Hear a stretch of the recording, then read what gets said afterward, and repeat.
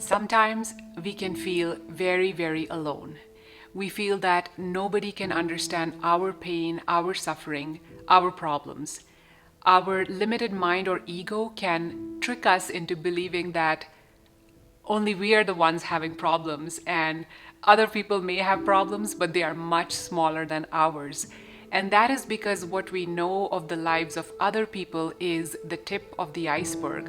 We know maybe just 1%, or at best, if you're very close to someone, maybe 10% of their deepest pain and their deepest struggle, because most people either don't have the awareness or they don't share their deepest issues and insecurities. For example, lack of self-worth and lack of self-love. Most people don't share it with others. So we think that others' lives are perfect and I am the only one who's struggling and I am the only one who's in so much pain. But I want you to know that you are not alone. The more I'm learning about other people's lives from whenever they open their hearts, whether it's through listening to podcasts or whether it's actual conversations with people in my life or through books. I read a ton of psychology books and spirituality books. My biggest learning from all these is that we are all suffering. Suffering is just a part of the human condition, and a lot of it has to do with our childhood wounds, because even though we become adults, the inner child is still inside of us. That inner child is still hurting because it is still looking for love and approval from others. And this is because the subconscious programming and the coping mechanisms that were developed as a child of maybe 5 years or 7 years, those programs still exist in us even after we become adults. So we keep on suffering because that inner child is so hurt and it so badly craves the love and the approval and the connection. You're not alone. I have been through the same suffering, and I'm not trying to give the impression that I'm all healed and sorted out now. I'm still suffering. My inner child still suffers. And through years of journaling, meditation, self-therapy, and reading a lot through self-help books, I have realized that I had a lack of self-love. I had a lack of self-worth.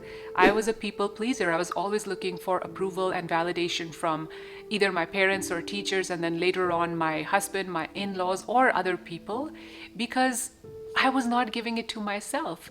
So now, with all these years of self-healing and working on myself,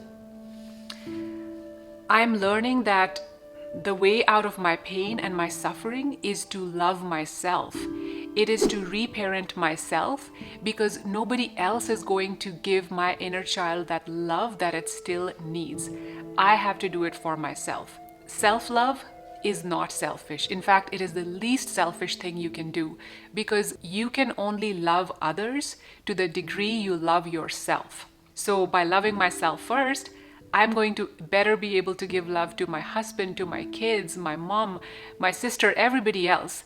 So it is not a selfish thing to do. You cannot pour from an empty cup. I have to fill my own cup first so that I can serve others better. So I want you to know you are not alone. The more I get to know people, the more I am realizing that low self-worth, lack of self-love is so common. For example, I see it in men.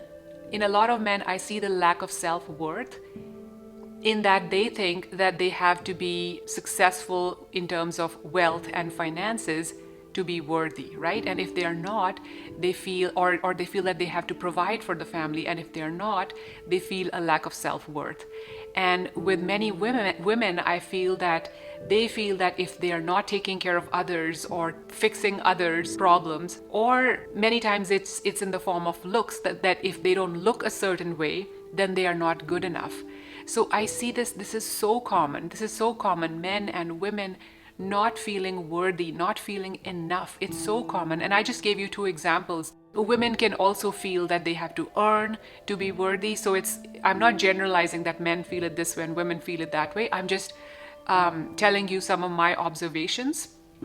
It can manifest in so many ways, but the common thread is that there is a lack of self-worth, there is a lack of self-love in most of the people that I observe. And this is sadly because of the programming and conditioning of the society, right? We try to follow the rules of the society, and then we think that we have to check all these boxes. We have to be successful financially, we have to be a good mother, we have to be a good, taking care of your family, and a bunch of other boxes to be worthy. And I have been that way too. For me, the role I take most seriously is the role of a mother.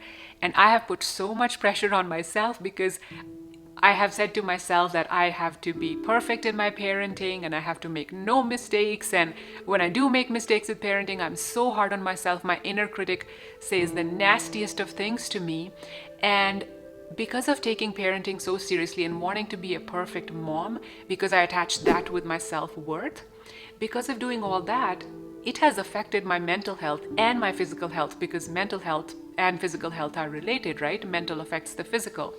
So now I'm trying to reparent myself and reparent my inner child and tell it that I do not have to be a perfect mom or a perfect anything else, perfect wife, perfect daughter, to be worthy. I am worthy just the way I am. I am enough. I, in fact, say these affirmations to myself a lot. I say, I am loved, I am worthy, I am enough. So maybe you can try this too. Whenever you are feeling that you're not feeling worthy and you're feeling self-loathing or self-hatred, just put your hands on your heart, close your eyes and say, I'm worthy, I am enough, I am loved.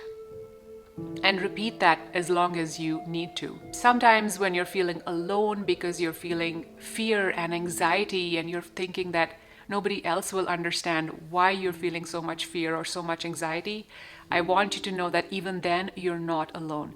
We all feel fear and we all feel anxiety, and I feel these things mostly with my parenting again, because I worry about my kids' future. I worry that, if I don't do this now, what will happen? They will not rise to their fullest potential. This will happen, that will happen, and if they do too much screen time, this will happen. And this is again because I read a lot of parenting books. I just try to check all those boxes that my kids should not be doing screen time. They should be playing outside. They should be spending time in nature. And when they do that, my fear and anxiety start building up that, hey, this is not right. Their future is going to be like, this is going to happen, that, like all sorts of, my imagination runs wild with all sorts of bad things that can happen to my kids if they spend like an extra hour of screen time, or if they're inside cooped up instead of being outside in nature. So this is just an example of my fear and anxieties, but the point I'm trying to make is that we all feel these negative emotions. In fact, I shouldn't call them negative emotions. I should call them limited emotions.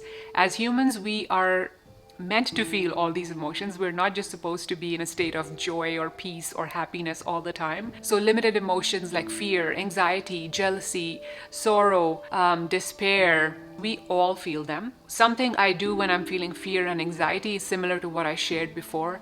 I close my eyes, I put my hands on my heart, and I say, I am safe. And I repeat that as long as I need to, because when I'm feeling fear and anxiety, it means that I'm not feeling safe.